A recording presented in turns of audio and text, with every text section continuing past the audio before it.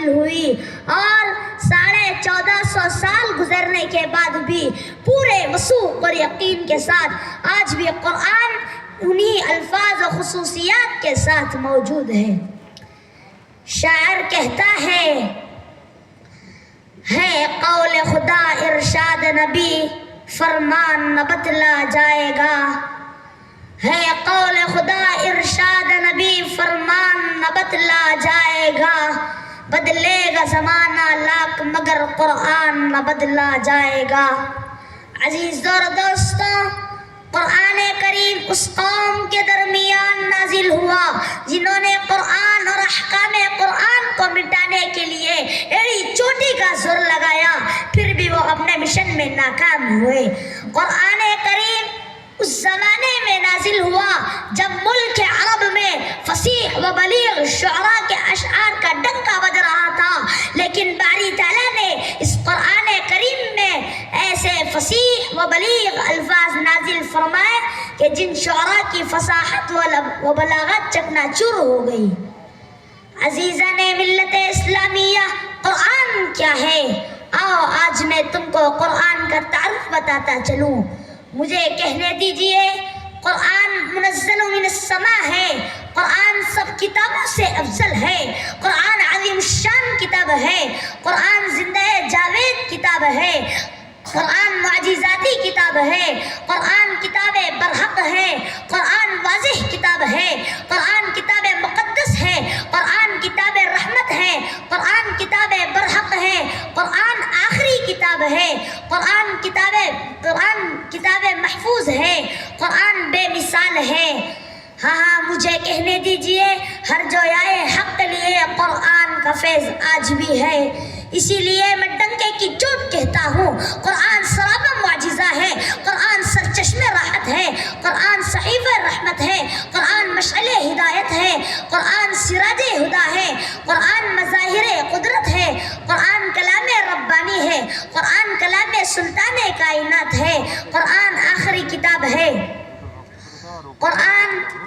قرآن حکیم اپنے اندر اسرار و حکمت کے وہ گوہر سمیٹے ہوئے ہے کہ اگر انسان چاہے تو قیامت تک اس خزانے سے سیراب و فیض ہوتا رہے گا اور اس میں ذرہ برابر بھی کمی واقع نہیں۔ گرامی قدر سامعین، قرآن کا ہر لفظ ایسا پاکیزہ اور دل لبھانے والا ہے کہ جس کو بار بار پڑھنے کے باوجود اکتاہٹ محسوس نہیں ہوتی۔ کسی شاعر نے کیا خوب کہا ہے، لائق تعظیم و حرمت اس لیے قرآن ہے، لائق تعظیم و حرمت اس لیے قرآن ہے، خالق ارض و سما کا آخری فرمان ہے، اس کے صحیفوں میں الگ الگ شان ہے، اس کے ایک ایک نقطوں میں عرفان ہے۔ گرامی قدر سامعین، قرآن جس کی تلاوت سے انسان حشاش بشاش رہتا ہے، قرآن کے جس کی تلاوت سے ذہن بڑھتا ہے، قرآن کی جس کی تلاوت سے حافظہ مضبوط ہوتا ہے، قرآن کے جس کی تلاوت سے تلذذ حاصل ہوتا ہے، قرآن کے جس کی تلاوت سے ایمان کا زنگ دور ہوتا ہے۔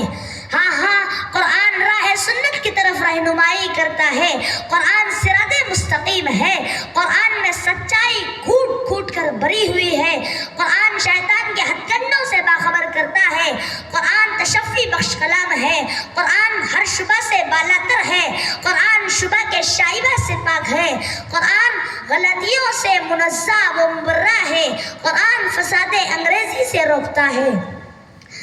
ماجد دیوبندی کا شعر ملاحظہ ہو، دنیا کی کتابوں کی طرف میں کس لیے دیکھوں، دنیا کی کتابوں کی طرف میں کس لیے دیکھوں، میرے لیے اللہ کا قرآن کافی ہے۔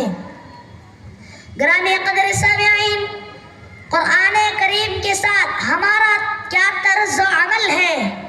واقعہ یہ ہے کہ قرآن حکیم کو چند مدرسوں اور مسجدوں کے الماریوں میں بند کر دیا گیا۔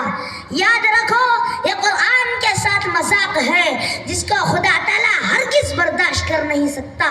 قرآنی حقوق کے پامالی کرنے والے بھی ذرا کان کھول کر سن لیں، قرآن کا حق نہیں ہے کہ رشمی جزدان میں رکھا جائے، قرآن کا حق نہیں ہے کہ جہیز میں دیا جائے، قرآن کا حق نہیں ہے کہ عدالتوں میں قسم اٹھاتے وقت سر پر رکھا جائے، قرآن کا حق نہیں ہے کہ فقط جلسے جلوس میں تلاوت کر لی جائے، قرآن کا حق نہیں ہے کہ نئی دکان میں تلاوت کر لی جائے۔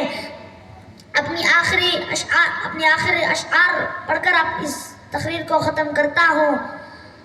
قرآن اگر دستور نہیں، اسلام اگر منظور نہیں، قرآن اگر دستور نہیں، اسلام اگر منظور نہیں، پھر لعنت اس آزادی میں دین نہیں۔ بس دعا فرمائیں کہ اللہ رب العزت ہمیں قرآن کو دستور حیات بنانے کی اور قرآن کریم کو پڑھنے پڑھانے کی توفیق عطا فرمائے۔ وآخر دعوانا ان الحمد للہ رب العالمین۔ السلام علیکم ورحمۃ اللہ۔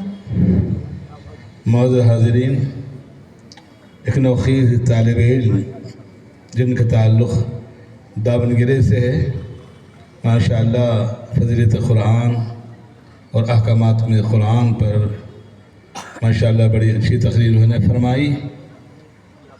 طلباء عزیز کو اگر سنوارا جائے، آراستہ